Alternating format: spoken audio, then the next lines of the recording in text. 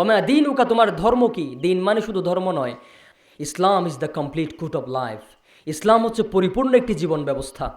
জীবন ব্যবস্থা মানে আমাদের জীবন কিভাবে চলবে এটার একটা প্রেসক্রিপশন, সমাধান।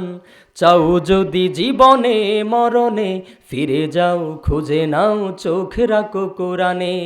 এ কোরআনের মধ্যে, ইসলামের মধ্যে সমস্ত সমস্যার সমাধান দিতে পারে আল কোরআন।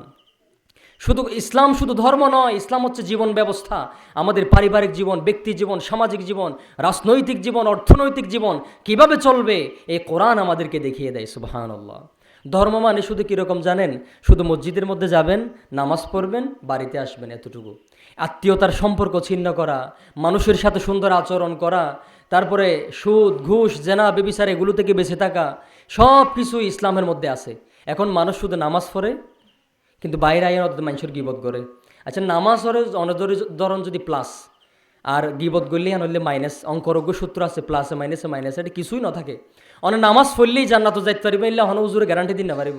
আপনার নামাজকে, আপনার ইবাদতকে ধ্বংস করে দিচ্ছে আপনার আর কিছু খারাপ আমল, যেমন গিবত, চুগলখুরি, আবার হারামের মধ্যে লিপ্ত হওয়া। আপনি যদি হারাম টাকা খেয়ে আল্লাহর ইবাদত করেন, ইবাদত কি কবুল হবে বলেন? তো অনেক নামাজি আছে, নামাজ সিজদা দিতে দিতে কোয়ালত দাগ হয়ে যার গই, তারপরে এন্দি ঠ্যাঙ্গত দাগ হয়ে যার গই, কিন্তু হারাম হায়, হারাম উপার্জন করে পরিবারের হারাম হাবায়। পোশাকের মধ্যে যদি একটা পয়সাও যদি হারাম থাকে, ওই পোশাক দিয়ে যদি আপনি কাবা শরীফে গিয়ে হজও করেন, আপনার হজ কবুল হবে না। সেজন্য বলি হারাম থেকে বেঁচে থাকতে হবে ইনশা আল্লাহ। তাহলে ইসলাম, ওয়ামা দীনুকা, তোমার ধর্ম কি? আমাদের ধর্মের নাম, সবাই বলুন, আমাদের ধর্মের নাম কি?